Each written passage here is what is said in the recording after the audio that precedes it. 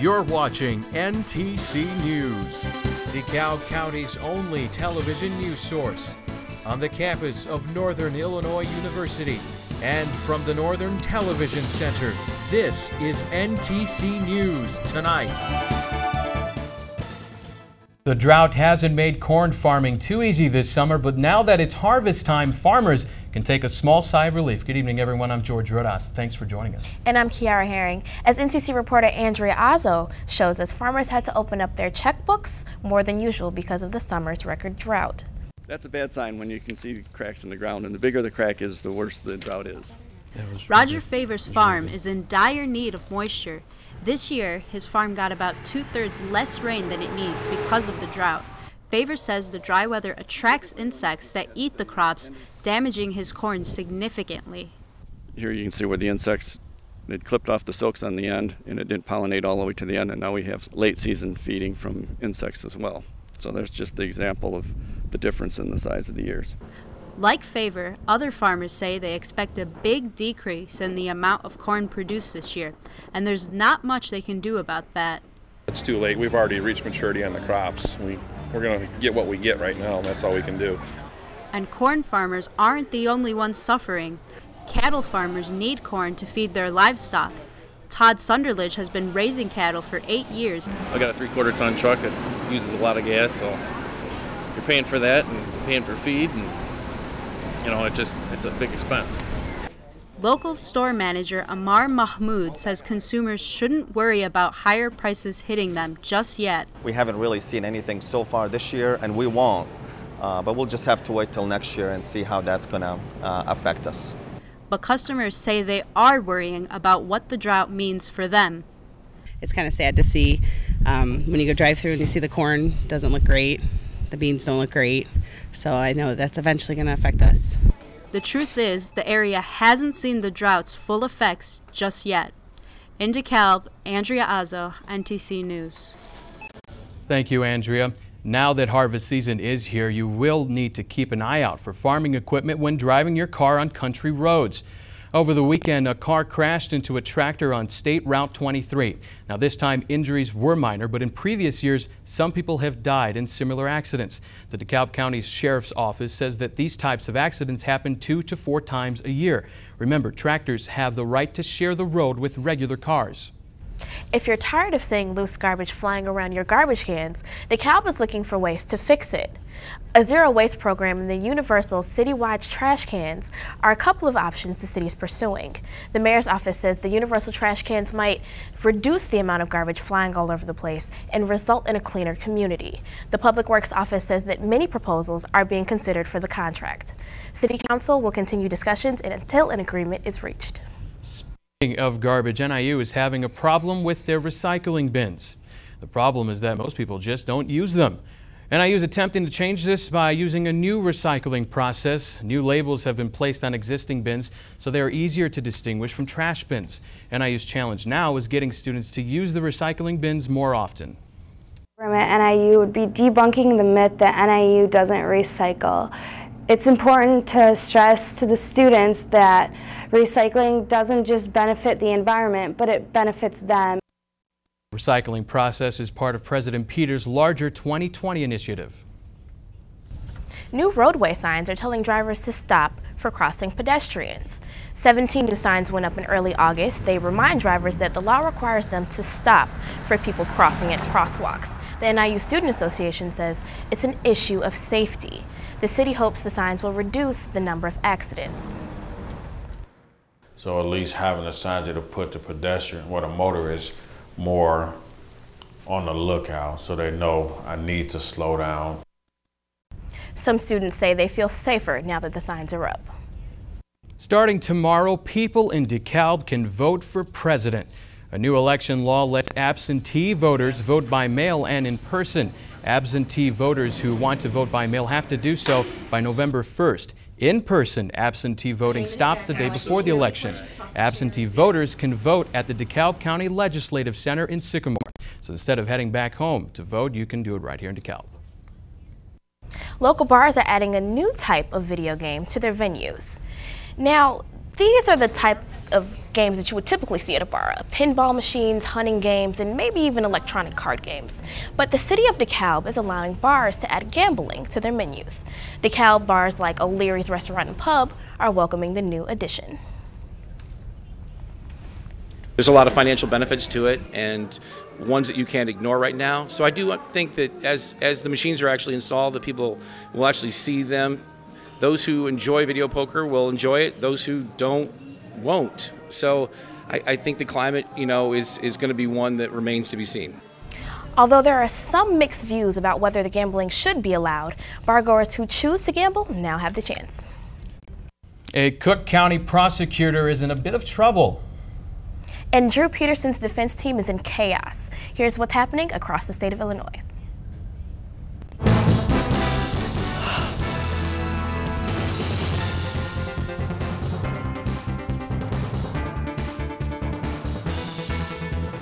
The Cook County prosecutor is facing charges after authorities say she became disruptive at a Chicago adult store this weekend. Sarah Naughton is accused of shoving a worker and biting him in the leg when she was asked to leave. The 31-year-old has been placed on administrative leave. Drew Peterson wants to delay his sentencing because his lawyers are squabbling. Attorney Joel Brodsky says the infighting has kept them from finishing post-trial motions. One defense lawyer has been fired and another has quit since the former Bolingbrook police officer was convicted of murdering his third wife. A Lake Bluff company that operates several Aaron's electronics and appliance stores in Illinois is fessing up to computer spying. The Attorney General says that Watershed Development used computer software to spy on customers who rented laptops. Chicago Symphony Orchestra musicians have approved a new 3-year contract after going on strike. Musicians went on strike last Saturday, forcing a cancellation of a performance. And those are your state lines. Well, it looks like hoodie and jeans weather is here to stay. Yeah. I love fall weather. I love fall fashion, but only if the sun is shining. Stephanie Mead joins us now with weather to let us know. Are we going to have sunshine all week? Oh yes, we're going to have sunshine throughout the rest of the week and even into the weekends. Our temperatures are actually very quite mild and seasonable for the year. Compared to yesterday, I mean, we're a little bit cooler, but it's a nice drastic change. Here's our outlook for Thursday. DeKalb at 68. Moline at 71, and Chicago at 64 degrees. Stay tuned, you're watching NTC News Tonight. When I have an asthma attack, I feel scared. Sometimes my parents have to take me to the hospital. I feel like a fish with no water. You know how to react to their asthma attacks. Here's how to prevent them. Call 1-866-NO-ATTACKS. Visit www.noattacks.org or call your doctor. Because even one attack is one too many.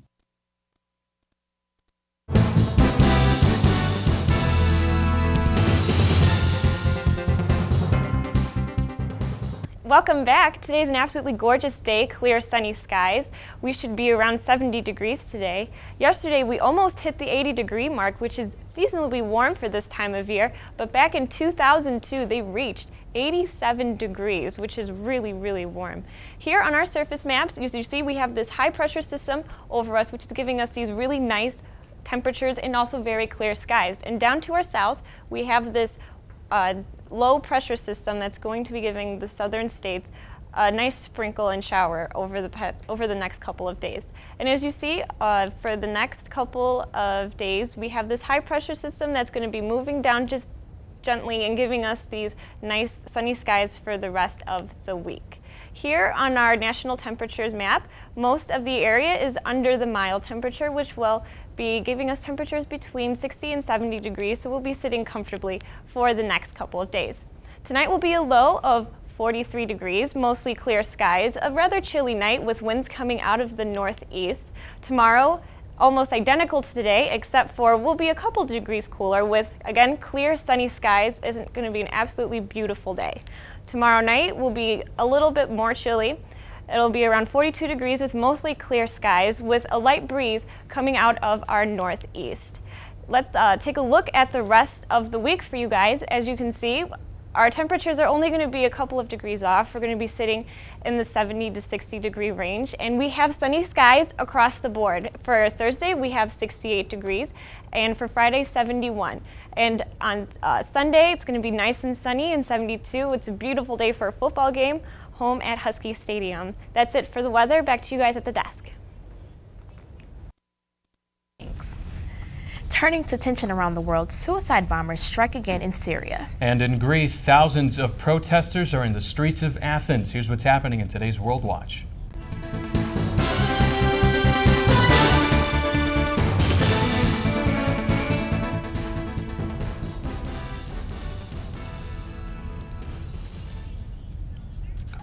Syria's state TV says 2 massive explosions today that targeted the regime's military center was set off by suicide bombers. 4 people were killed, apparently military guards. 14 other people were wounded, including civilians and military personnel.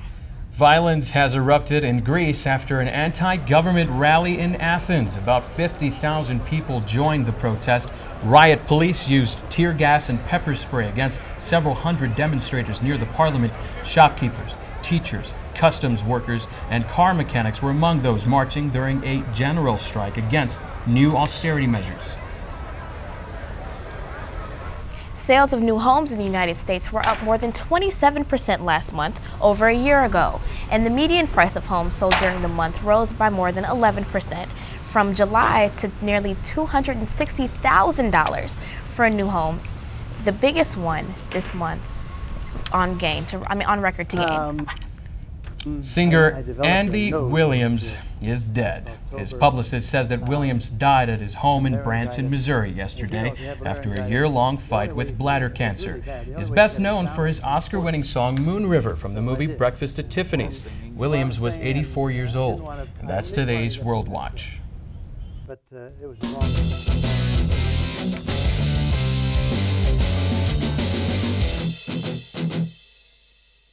There's a nice little playoff race going to the Bigs. Yeah, that's right. Kristine Vandenbroek joins us now with sports and let us know that the Sox hold their lead. Well, things didn't turn out the way we hoped last night, but man, the race is heating up. The White Sox were at Cell taking on the Indians, 1 game up from the Tigers in the Central, and Cleveland trying to play the role of spoiler. Balcanerco leading off the bottom of the 9th, hits a rocket off of Chris Perez to left field, clears the wall. A clutch home run by Paulie.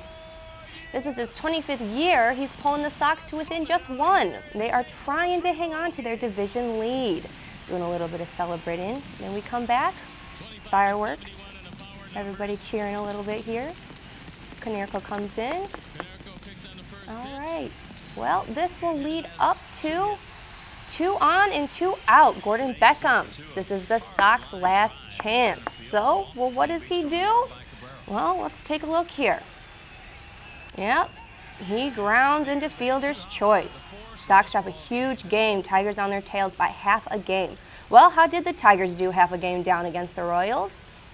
Let's take a look here. Well, jumping up at the bit, you can see Miguel Cabrera here. Nice little grab in the 4th. But don't worry, in the 8th, Anibal Sanchez says, hey, I can jump too. Nice little stop, and he fires to first to get out that speedy runner.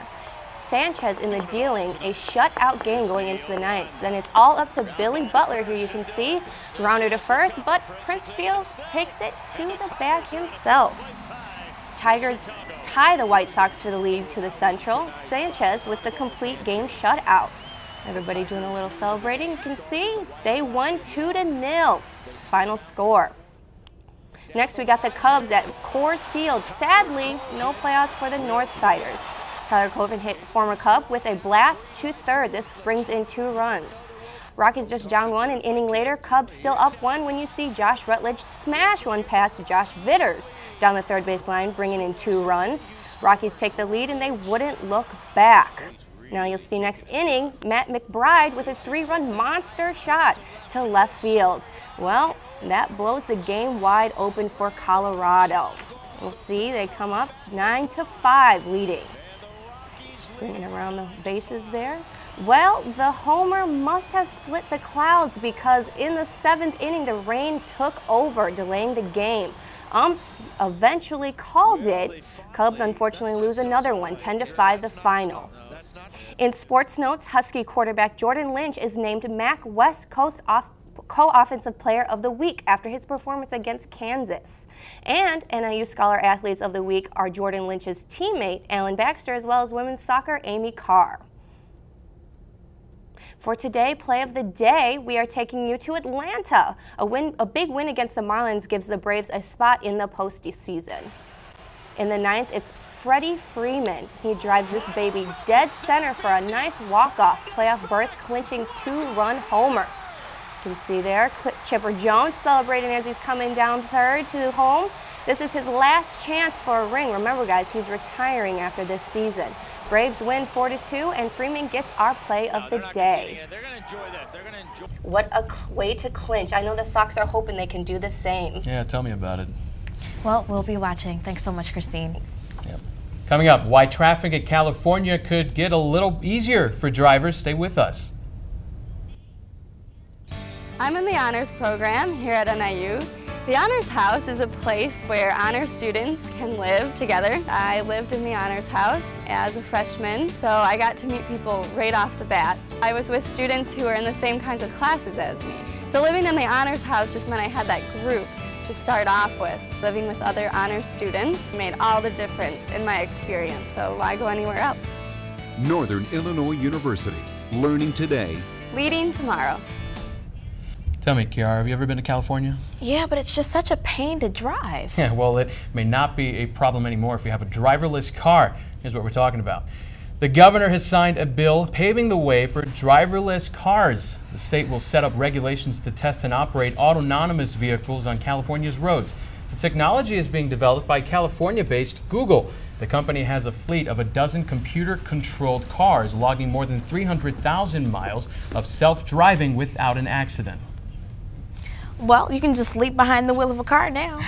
They might as well start making hovercrafts. Right. Well, that's all we have for you today at NTC News Tonight. Be sure to tune in tomorrow. Good night, everyone.